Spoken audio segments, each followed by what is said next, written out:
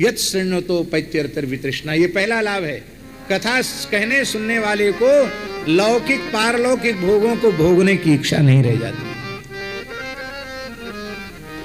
दूसरा लाभ, सत्वंच शुद्ध्य त्यचिरेण पुंसः। ये दूसरा लाभ, अंतःकरण की शुद्धि, ये दूसरा लाभ। महाराज जी, अंतःकरण की शुद्धि के जितने साधन हैं, उन साधनों में कथा सुनने से बढ़कर कोई साधन नहीं है।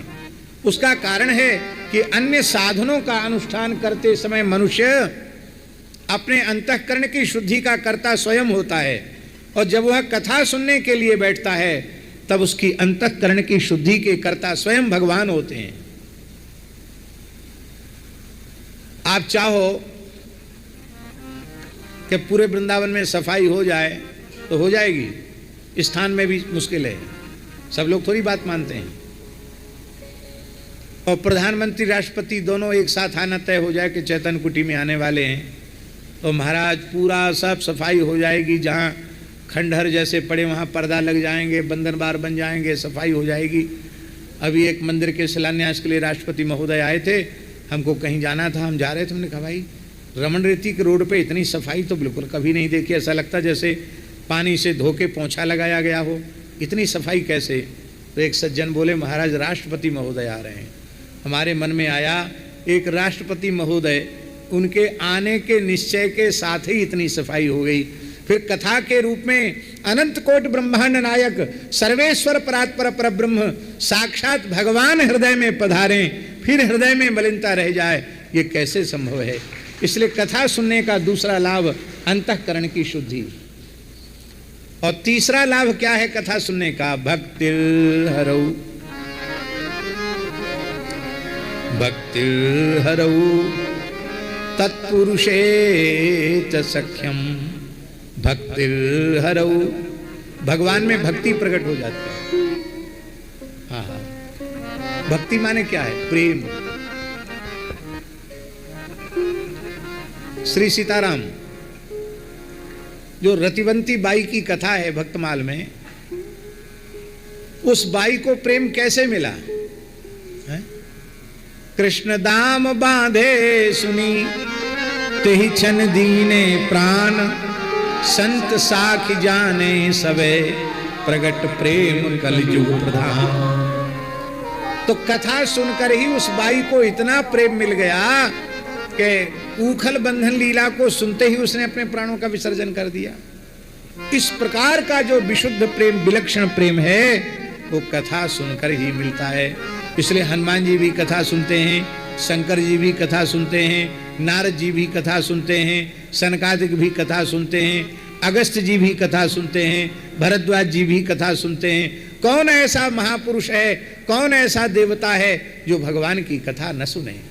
आप क्या समझ रहे हैं? यहाँ जितने बैठे श्रोता इतने ही कथा सुन रहे हैं। इस श्रीरंगम दिव्य देश वैकुंठ के जितने आलवार हैं, जितने पूर्वाचार्य वृंद हैं, जितने भगवत पार्षद हैं, वे सब के सब इसी सभा मंडप में बैठकर कथा सुन रहे हैं। हम लोगों को दिखाई नहीं पड़ता है, वो सब कथा सुन रहे हैं, क्योंकि कथा सबका साधन है। पहला लाभ आत्माराम, आप्त काम, पूर्ण काम, परम निष्कामता प्रदान करती है कथा, ये पहला लाभ। दूसरा लाभ अंतःकरण की शुद्धि। तीसरा लाभ भगवान के चरणों में प्रेम। प्रेम का स्वरूप क्या है माता जी? कामी ही नारी प्यारी जिमी, लोभी ही प्रिय जिमी दाम, तिमि रघुनाथ निरंतर, प्रिय लागहु मोहि राम। यह है स्वरूप।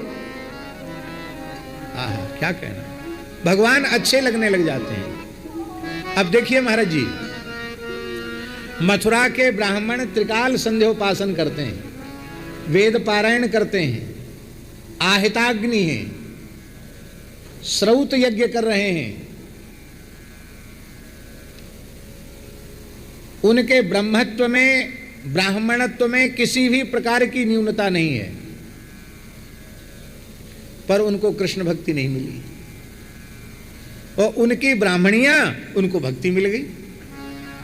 और ब्राह्मण कह रहे हैं नासाम दुजाति संस्कारो, इनका यज्ञोपवीत नहीं हुआ, इन्होंने वेद नहीं पढ़ा, इन्होंने गुरुकुल में निवास नहीं किया, इनको कोई यज्ञ कर्मकांड की भी शिक्षा नहीं मिली, फिर भी इनमें भक्ति प्रकट हो गई। और हम सब कुछ कर रहे हैं फिर भी हमारे में भक्ति प्रकट नहीं हुई।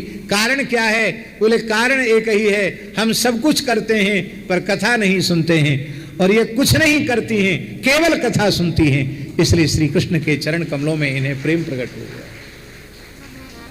आप वैदिक धर्म का पूर्ण निष्ठा से पालन करें पर नाम जप न करें, कथा न सुने, ये सब किया कराया ज्यादा कुछ नहीं देगा, ज्यादा से ज्यादा आपको स्वर्ग तक ले जाएगा, और स्वर्ग स्वल्प अंत दुखदायी, क्षीणे पुण्य मर्त्य लोक विशंति। चौथा लाभ क्या है कथा सुनने से? कथा सुनने से चौथा लाभ है तत्पुरुषे च सख्यम। कथा सुनने के बाद साधु अच्छे लगने लग जाते हैं। कान खोलकर सुन लो, जब जपते जपते माला घिस जाए भले ही, पर साधुओं को देख के मन में आवे कि आफत कहाँ से आ गई, तो चाहे माला जप जप के घिस डालो तो भी कल्याण में संदेह है। साधुओं को देखते ही हृदय मन प्रसन्न हो जाए। आज संत भगवान कृपा करके पधारे हैं, आज स्थान का धन्य भाग, इतने संत आए हैं, बस आनंद हो गया। तत्पुरुषेच सख्यम, फिर संत अच्छे लगने लग जाते हैं, वैष्णव अच्छे लगने लग जाते हैं, हरिभक्त अच्छे लगने लग जाते हैं जब भगवान की जीव कथा सुनता है। हमारा भगवान में प्रेम है ये कैसे पता चले? यदि ब्राह्मण संत गौ ये हमें अच्छे लगने लग जाएं तो समझना हमारा भगवान में प्रेम है।